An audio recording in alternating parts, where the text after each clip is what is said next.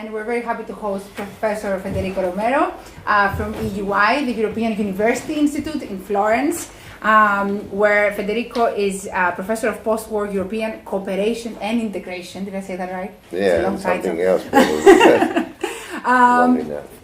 But Federico has written extensively on many issues pertaining on 20th century international, transnational, and European history.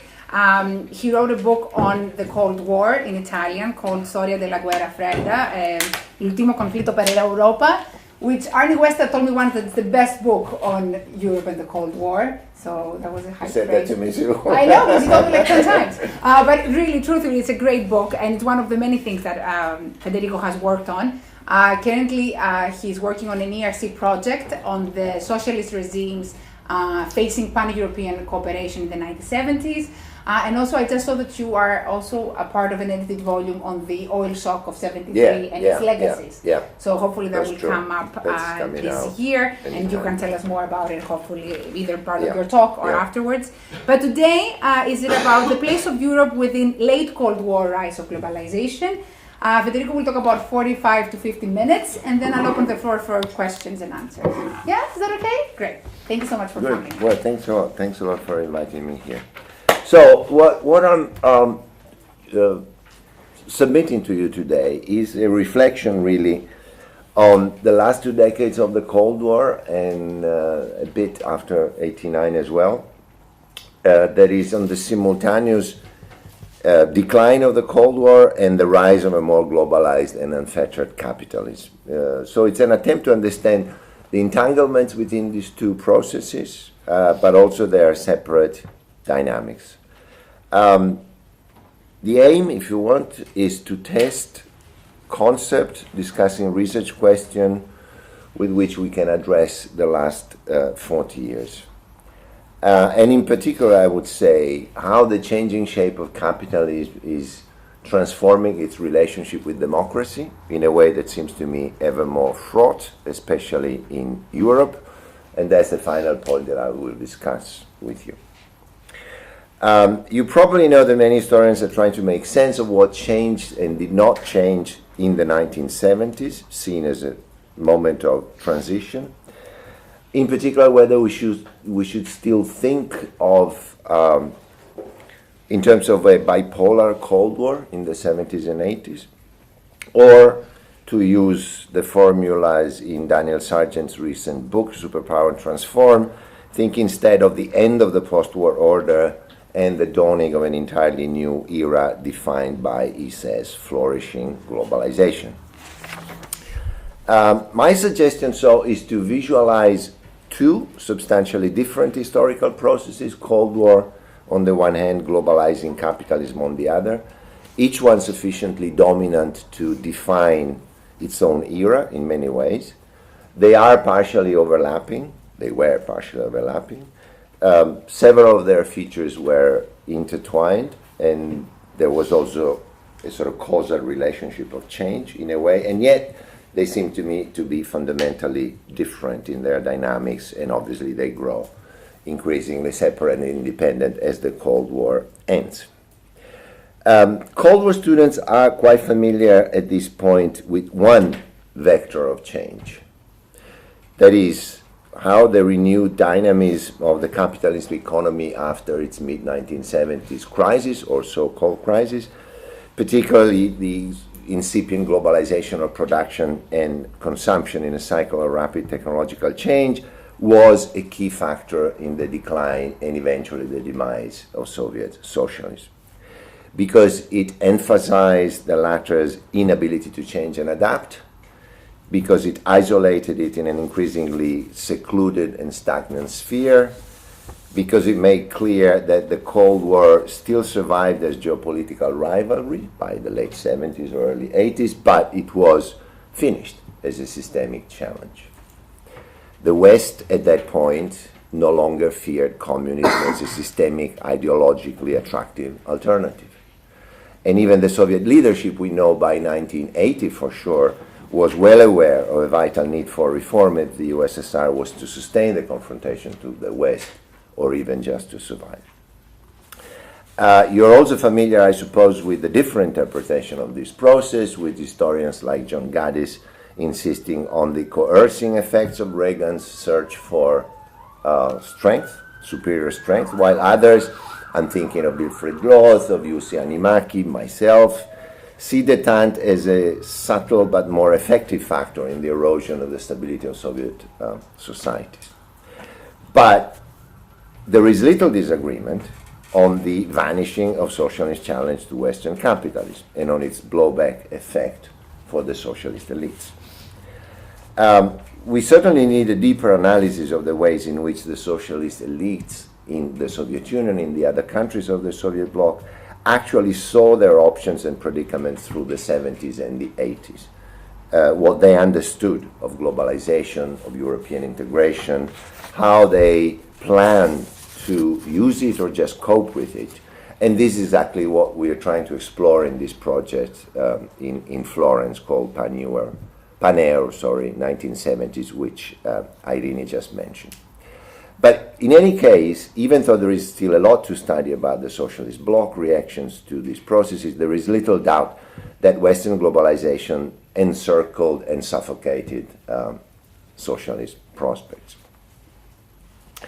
I think we're also aware of another dimension in which an increasingly liberalized and globalizing capitalism dislodged the Cold War from its central place in international affairs. If we read the cost failure of modernization projects in the Third World and the decline of age-centered plans for development, if we read these processes together with, alongside the literature on human rights, I think we are beginning to see the demise of radical nationalist or socialist alternatives in the Global South as a key factor for the historical isolation and decline of Soviet socialism, again, mid-70s, late 70s, and the global ascent of the West. I strongly advise, for instance, to read the recent discussion by Robert Breer, who sums up nicely the relationship between the where's the other page? Here it is. The failure of radical projects in the Global South and the emergence of human rights as a new grammar that sidelined statist visions of sovereignty and economic self-determination, paved the way to Western notions of freedom as market-oriented individualism, and in the end facilitated the neoliberal rise of free market dogmas as the dominant interpretation of fin de siècle democracy. This focus on the 70s, so as the age of fracture, if you want to use Daniel Rogers' formulation, when collective views of social progress gave way to social vision centered on the disembedded individual, his own words. This allows us also to situate the post-war bipolar era as a highly specific moment in the long history of capitalism and democracy and their tensions. In particular, I think we can now clearly see Hobsbawm's golden age, the Trente Glorieuses, whatever you want to call the long post-war boom, not as a stage in a continuous upward trajectory of democratic progress, but rather as a unique, I would even say exceptional period defined in the West by an inclusionary political economy as a way to solve the long-standing conflict between socialism and capitalism, which at the time was perceived, as you know, as a life or death issue.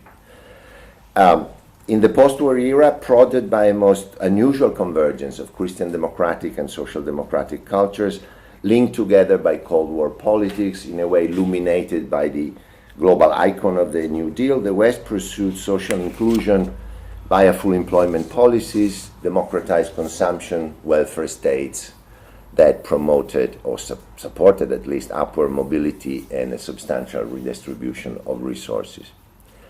The post-depression, post-war and Cold War imperative of Western solidity and stabilization sustained an unprecedentedly broad social compact for growth, which saw government not only regulate markets, but actually contain markets and even constrain markets, domestically as well as internationally, for the sake of growth and distributed prosperity.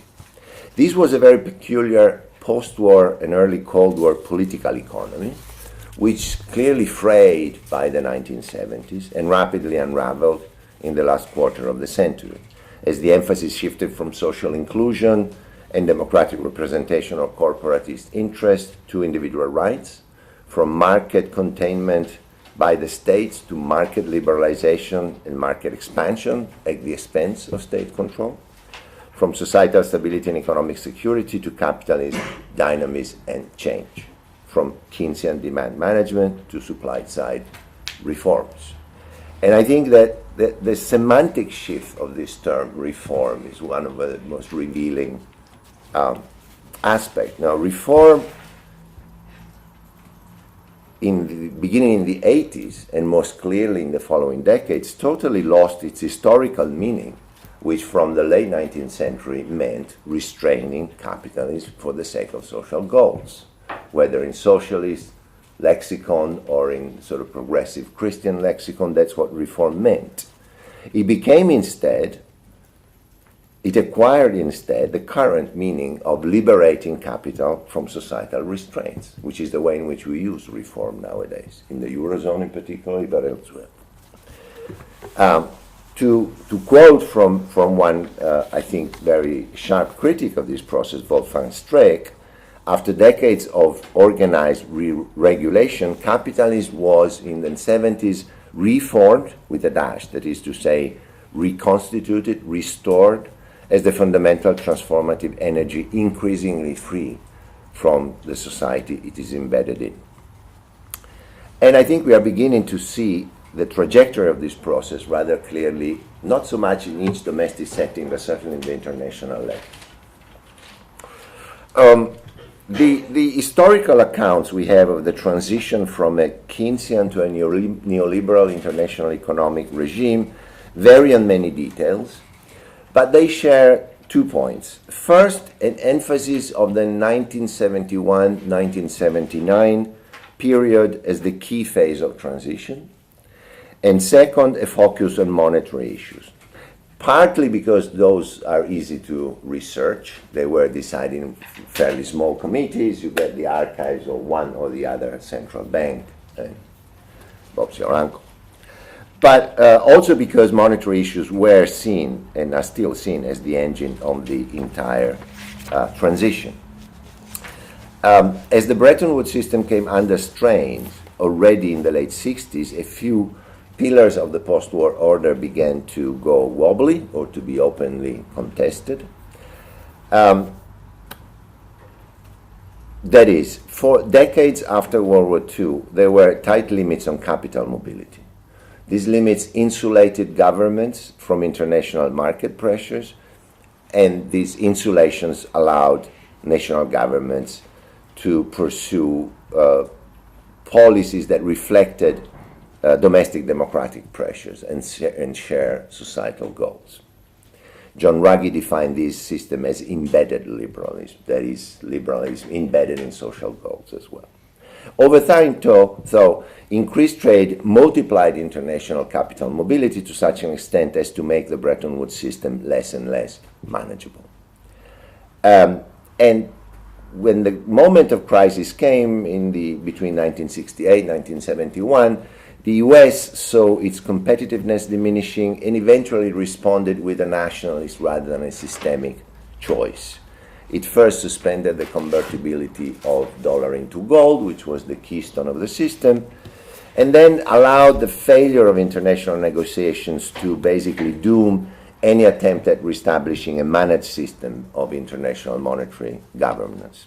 So the West entered, by 1972-73, a new era of flexible exchange rates and financial deregulation.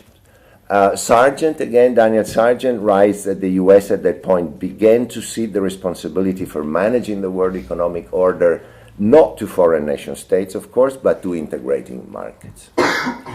Some scholars, Garavini, Mazauer, stress a neoliberal design already at the time of these very early choices. Sargent tells us that neoliberal views were gaining influence in the Treasury, for instance, the US Treasury, but they were not really decisive yet at that point. He rather sees a sort of almost impossible task of international coordination, as too much money was sloshing around at that point, and reestablishing managed parities was almost impossible. If we focus on the Europeans instead, or alongside, we see something similar. Late 60s, early 70s, the common market is coming into being. The EC sees the possibility and indeed the necessity of becoming a political and economic bloc capable of withstanding monetary fluctuations with some degree of autonomy from the US, and they elaborate plans, in particular the Werner Plan for economic and monetary union, 1970, aimed exactly at this goal. But this search for deeper coordination within the EC had to contend not only with different national interests, as we all know, but also with very, very deeply different economic ideas. And in particular, with a dynamic that produced a perverse effect, that dollar volatility, which was the issue at the time, did not really bring together the European currencies, but brought them even further apart, because as there was uncertainty on the market, the money went into safe havens, basically the German mark.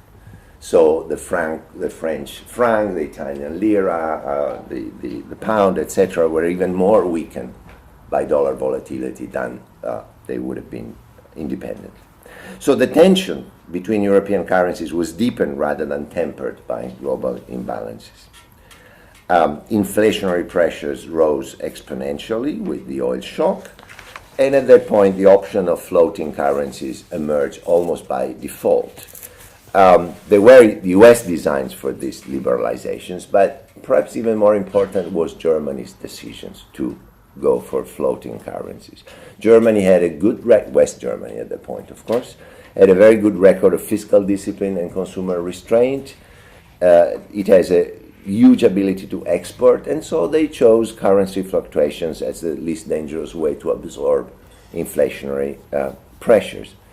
After that, the system is gone, is finished, and we enter the system of currency fluctuations that we have now. But not only that, the lifting of capital controls soon followed, and so liberalization of capital markets was in fact happening by 1974, 1975. The Western governments at the time also devised new tools of coordination. The G7, other sort of fora where they try to coordinate their acts. But the policy debates that we see in the mid-70s and certainly by the late 70s take place in a context that is increasingly being shaped by trust in markets as a sort of tool of fiscal discipline, and a mistrust of government interference.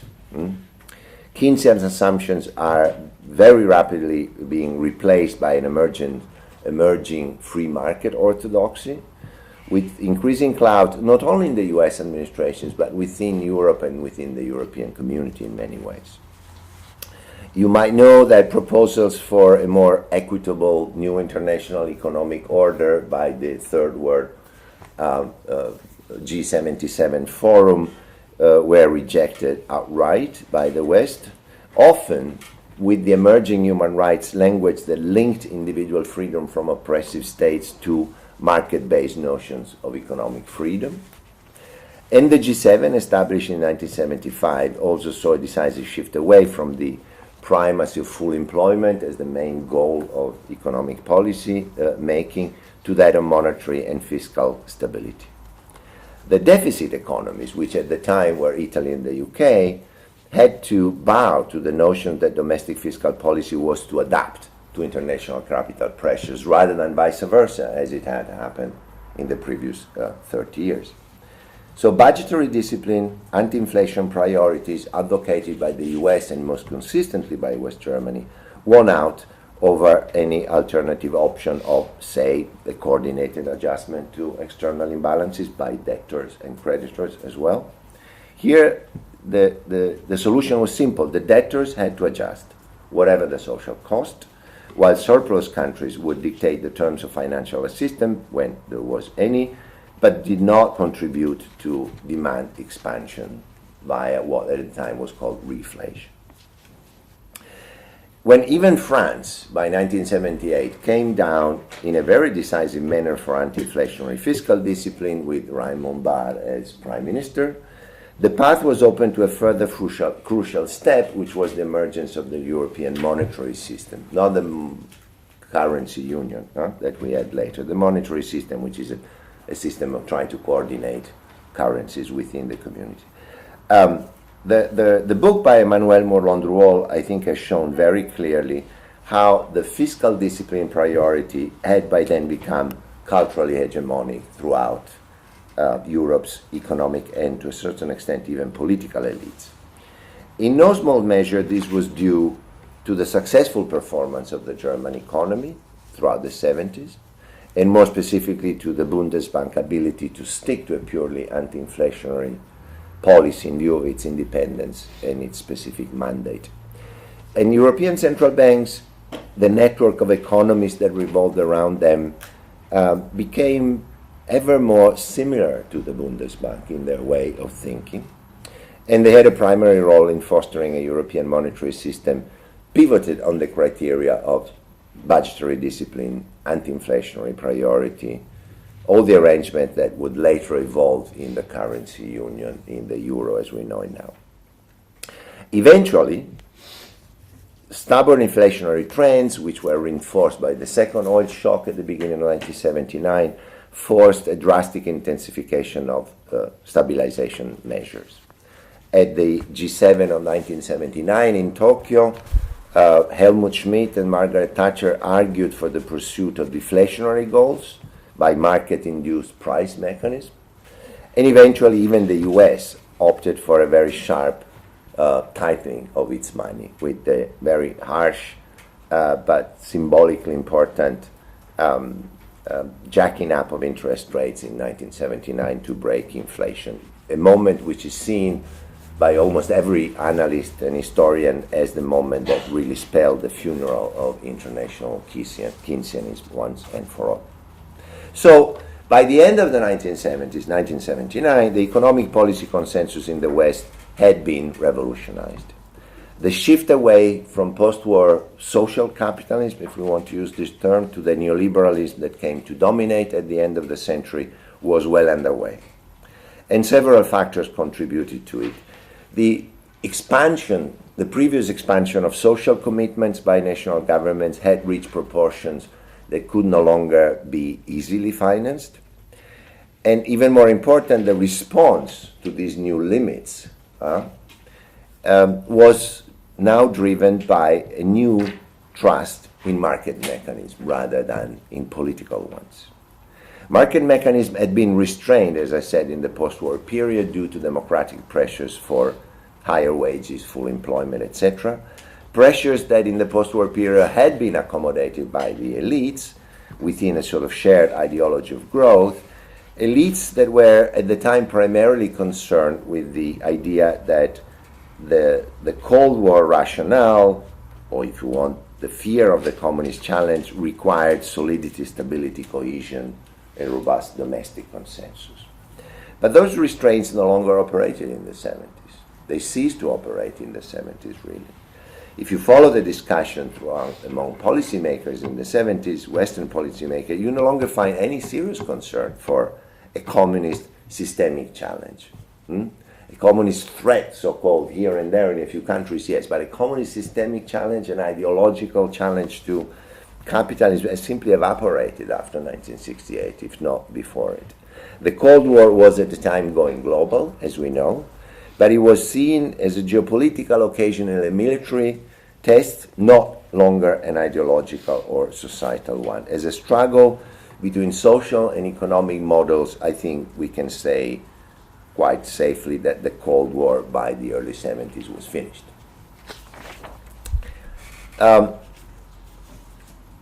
So, as Western society felt relatively secure from radical challenges, several of the things that they accepted before, for instance, the relative squeeze on profits, appear no longer warranted and therefore unacceptable. Limitations on capital mobility, the public management of strategic investments. All these options seem no longer justified, certainly to the economic elites of Western society. The reaction against social limitations on capital remuneration, basically, was nurtured by business actors, of course, increasingly less inhibited by fear of an anti-communist backlash, but it found its key enforcers among monetary authorities, who really in the 1970s took center stage in the decade's defining drama, the fight against inflation.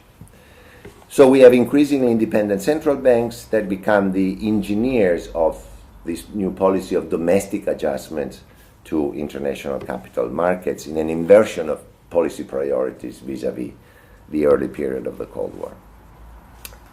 And we all know how Ronald Reagan and Margaret Thatcher would soon come to give a very powerful public voice to this emerging conservative culture. But the point I want to stress here is that the course had been firmly set way before.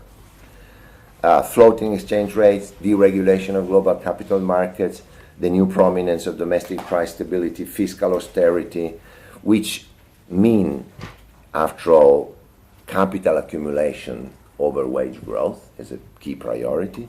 They had already set international market mechanisms as a rigid boundary around the sort of unruly potential of national democratic participation in decision making. At the end of the 70s, the term globalization was barely beginning to be used. But some of the key features that we associate with it, global capital movements, transnational arrangements to enshrine market discipline as a key restraint on public policies, an individualized notion of freedom, were already reshaping the complex changing relationship between capitalism and democracy. So I think it's clear at this point that I don't subscribe to the standard narrative according to which we have a few conservative protagonists, again, Thatcher, Reagan, Milton Friedman, the IMF, that sort of burst on the scene as kind of deus ex machina to drive the shift from a social democratic to a neoliberal hegemony. It is a narrative that replicates the contemporaries' rhetoric, the triumphalism of the conservatives at the time and the bewilderment of the social democrats at the time. But in historical terms, it's too simplistic, too unilateral to make sense. And it's especially unsuited to understand the key shift that I want to focus on, that is from the EC to the EU, from the European Community to the European Union throughout the 80s. Now, we've seen how monetary disorder played out in the 70s. If we look more directly within the EC, we find that, again, well before a supposedly exogenous Thatcherite or neoliberal paradigm imposed itself on the European Community, the European economic policy landscape had already been redesigned by a set of decisions and agreements that owed much more to the Bundesbank approach, to Helmut Schmidt's skillful use of it in political negotiations than to any other single factor. It was the rising influence of Germany's monetary and fiscal views that prodded the European Community away from its original tenets of a managed economy towards the market mechanism that would triumph by the end of the century. We've seen how in the early 70s the European Community needed, or thought that it needed, a stronger unified ability to cope with the aftershocks of dollar devaluation. On top of that, Germany was obviously sort of pivotal in any attempt at coordination due to the size of its economy, the importance of its market for everybody else to export into, the solidity of its currency. And besides, as the 70s moved on, the apparent success of the West German approach at balancing anti-inflation and employment goals gave to German policies the prestige that was at the time summed up in the slogan Model Deutschland that the German Social Democrats themselves bandied around. So Schmidt was very keen to use the EC framework to achieve a common economic course against the dollar fluctuations. But like most German economists, most German institutions, he refused the role of economic locomotive, of creditor of last resort that all the other EC countries were asking for. Bonn instead insisted on agreements based on fiscal restraint, again, budgetary consolidation, And it made clear, for instance, when negotiating early intra-EC loans, that these loans had to be tied to assurances of a proper anti-inflationary conduct. And this is way before the term conditionality became familiar to IMF policies towards the global south. And this approach was at the very center of the negotiations for the European monetary system. A new monetary arrangement predicated on market discipline for deficit countries who had to exercise fiscal restraint or devalue, while options for a federal type of resource transfer or public expenditure at the community level, which had been discussed in several reports, the Marjolaine reports, the McDougall reports, 75, 77, were ditched. The European monetary system did not include a European monetary fund, did not include any obligation for the stronger currencies to intervene to help the weaker ones, or any significant transfer of financial resources to weaker member states. So an overall path to what was to come later, and we're very familiar now with it in the Eurozone, was in a way already set. And it was tested when President Mitterrand came to power into France and decided to push a sort of domestic growth of the economy, trying to test the real boundaries of the international market pressure, and he found that these boundaries were in fact very, very constraining very soon. Not only that, but when the Bundesbank in particular was asked to lower interest rates so to help France with its experiment, the Bundesbank refused, and France, under market attack, had to change policy. So by 1982, at all levels, practical as well as symbolical, Europe was effectively unified behind the German-inspired policy of currency stability. And this carried over into the 80s with a clear dynamic of path dependency towards the monetary union. When Europe, throughout the 80s, faced up to the challenges of global competition and its own redefinition after 1989. These two challenges were met with the single market first and then monetary unifications, as we know. The former responded to the need to inject scale and competitiveness in European business. Its liberalizing ethos was supposed to be matched at the time by the simultaneous construction of a European social dimension. That was the slogan that accompanied the single market project.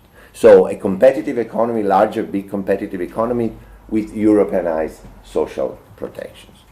But this Europeanized social protection, in fact, fell to the wayside rather soon. They were probably too complicated to be implemented across different national systems. They were seen as residual, if not obstructive, at that point by the hegemonic liberalizing culture. So it was simply abandoned, the European social dimension, by governments who were keen at the time to reduce rather than systematize their own welfare obligations. And then subsequent interpretations by the European Court of Justice of the single market principle further enshrine this preeminence of liberalization over social or other policy goals. As far as European monetary unification is concerned, the script here is fairly clear and fairly tight. Germany is unified, 1990. Germany is not at all keen on monetary unification. They're quite happy with the German mark. But everybody else, France, Britain, Italy, almost everybody inside the community really wanted the new unified German state to be closely imbricated into Europe. And so monetary unification, which was the stratagem in a way that Mitterrand and others thought might work this way, could only be achieved if German conditions were met. Germany had a very strong negotiating position, of course. And so it happened. The central bank's expert designed a system aimed at what? Basically to insulate money from politics, to prioritize capital liberalization, to restrict fiscal policy within a set of predetermined rules and on deficit and debt, to shield creditors from the risk of transfer to the poorer states. Here again, proposals for a Europe-wide fiscal counterpart to monetary authority were abandoned, and the system was born without tools for fiscal transfers.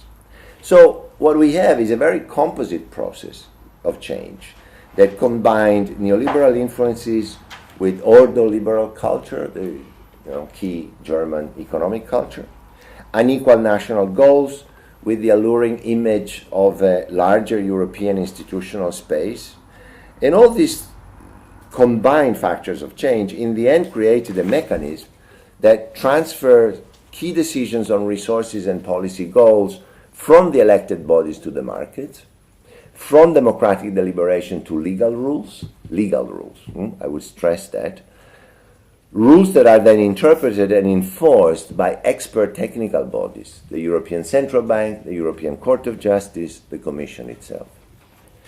So European integration, which had originally, in the 1950s, been built to support the embedded social dimension of post-war capitalism, with the European Union turned into something completely different, into an engine of liberalization entrusted to a transnational technocracy that sees the rule of the market as the embodiment of Europe. So I would like at this point to conclude with 4 points concerning Europe since 1989. Points that can perhaps help us not so much to look critically at this period, even though it's probably time that historians start to write the history of post-1989 as well, but especially to rethink the longer history of post-war Europe. So first, in the early 90s, as the EU was redefined as a legal order premised on the primacy of market forces and values, its self-representation and much of Europe's own self-image and rhetoric was pivoted around the notion of a larger democratic polity, gradually incorporating also the former socialist space. A larger integrated Europe was hailed as the regional response to the pressures and requirements of globalization, and often elevated to a new model polity capable of reconciliating market freedom with democratic representation. For about 15 years, we lived under this vision or delusion of this larger integrated polity gradually superseding the nation state. What remained overlooked in those sort of heady days, I think, was the other side of the post-1989 new order, namely a low-profile but sort of sturdy, deep persistence, if not resurgence, of the nation-state as a key organizing principle and fundamental site of identifications for most Europeans. To begin with, the pillars of the post-1989 European order, that is to say, the terms of German unifications, were, as you know, negotiated and decided upon by the 4 victorious powers of 1945 plus West Germany. No role whatsoever for the EU, 0.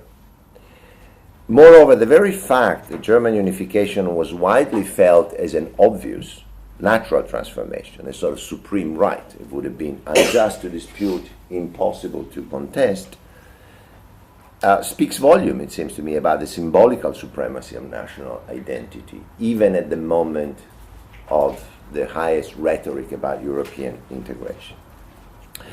And so did the even more emblematic reappropriation of national independence and identity by the former socialist countries and some Soviet republics. Now, today, the power of nationalist ideas has come back to haunt us, but the strength of the nation as the basic entity of political legitimacy had, in fact, it seems to me, been reaffirmed in the 90s as a key subtext of the post-Cold War order. Second, most Europeans seem to have discovered the existence of a new geography of power with the twin crises of the euro and the refugees. Integration is no longer pivoted upon a Franco-German axis, and it's skillfully maintained parity as it was. There is clearly now one central preeminent state. This is way more powerful than any other. Rather than a rough balance and a carefully staged equality, we now have a potential I would underline potential hegemon, even though it does not see itself as such. Now, this in part is just a sort of belated realization of something that was already there. As we have seen, Germany had had a critical central influence on economic and financial issues at least since the late 70s. And yet, it seems to me there is no denying the deep change in the dynamic, the historical dynamic of integration. From its very origins in 1950, integration was geared to, even premised upon, the idea of preventing one member state from acquiring a position of preeminence upon the others. When France tried to do so with Charles de Gaulle, the other member states effectively coalesced against it. And concern, as we know, for Germany's real, projected, or simply feared power was, of course, a key subtext of early post-war integration. So, one crucial condition has changed, and probably changed for good, at least as far as our predictive powers go. Built around a nominal but very meaningful notion of equality among its members, the EU now has to reckon with the all too visible waning of such principle of parity. So I'm not saying that we should revert to older models for analyzing European politics, the balance of power, or all that. Deep integration has taken place at multiple levels, there's no doubt about that. Phenomenon of Europeanization are real, even though very tricky to measure and conceptualize. And Germany itself, as I said, is a very contradictory and very reluctant hegemon in many ways. But I think that as historians, we must, at this point, free ourselves from the teleological view of a progress, a sort of sequential progress towards a closer union, if you want to use this formula, of a sort of ever-expanding and deepening entity. And here is my third point. I think that we should fully historicize and question the alleged linear path of European integration. Looking beyond a real but also overstated continuity of institutions, symbols, names, flags, etc., to focus instead on the changing interrelationship between European integration and social, economic, political transformations in the body of European societies. Two authors, Hagen, Schulz-Forberg, and Bostrat, have done that, and they see not a single trajectory from, let's say, the Schuman Plan declaration to today's European Union, but two very diverse, de facto distinct integrative projects, they say. The first one culminating but also exhausting itself with the accomplishment of the common market and the failed Werner Plan in the early 70s, revolved around the goal of making the European nation state safe for democracy, and more particularly for social democracy, or Christian democracy. Integration was about facilitating policies for full employment, for the expansion of the welfare state, public services, etc. Another author, Robert Bidlot, also sees a similar shift from the early safeguarding of the nation-state's expansionary domestic policies to intrusive constraints imposed upon them, particularly by monetary union. Schulz, Folberg, and Strath identify the 80s as the turning point, with the single market and monetary union enshrining the market as the foundation for a disembodied notion of European citizenship, what they call democracy through market ideology. So the result was increasing inequality and social atomization, and in consequence, a poorer legitimacy of the EU and of the notion of Europe itself. Now, one does not necessarily need to subscribe to the views of these authors. I find them valuable, even though debatable. But the point is that a reading of European integration as a single, unitary, sort of occasionally hesitant, but ultimately consistent process over time makes less and less sense, as little intellectual value, it seems to me, for understanding and conceptualizing the history of post-war Europe. Fourth and final point.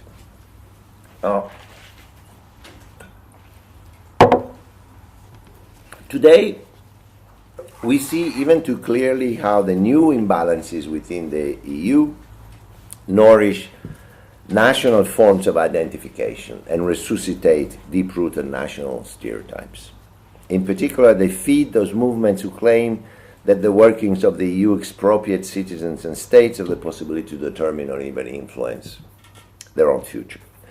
These voices have long been dismissed or attempted to be dismissed as populist, Eurosceptic, etc., but they keep multiplying and growing in size and in geographical extent. They're almost everywhere now, in every country in Europe. So we are in fact dealing with a much more serious issue, and I think as historians we should look at the long time development and change to understand it. A few analysts, to give you just a sense of the part of the debate at least. Wolfgang Streeck again writes of, I quote, the disempowerment of broad segments of national citizenry by supranational institutions whose operation nobody understands, end of quote. Antoine Vauchet sees the parliamentarization of the EU, that is the attempt of bringing a sort of parliamentary democracy dimension to an institution that is based on technocratic instruments to begin with.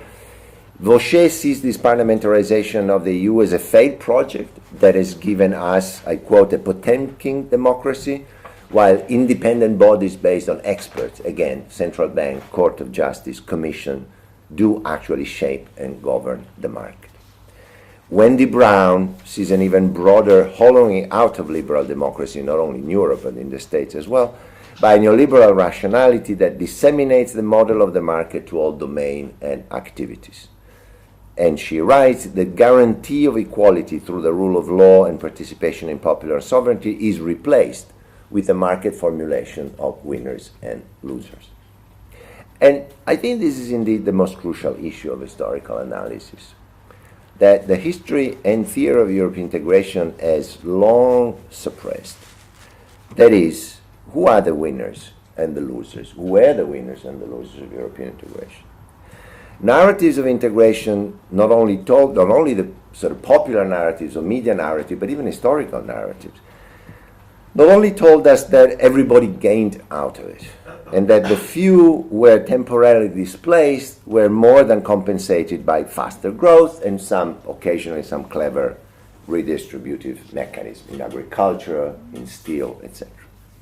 Those narratives and the mythological meta-narrative of European integration itself were premised on the very notion that integration had finally, almost miraculously, helped us to transcend the conflict for resources, whether material, political, or symbolical resources that had brought the Europe of nation-states to its catastrophe. Now, the current crisis and the policy response to it has shattered, it seems to me, this reassuring mythology. Winners and losers are clearly staring at each other nowadays with an increasingly resentful inability to even perceive, let alone accept, each other's divergent points of view. There are winners or losers within each country and among member states with their seemingly irreconcilable narratives of creditors and debtors.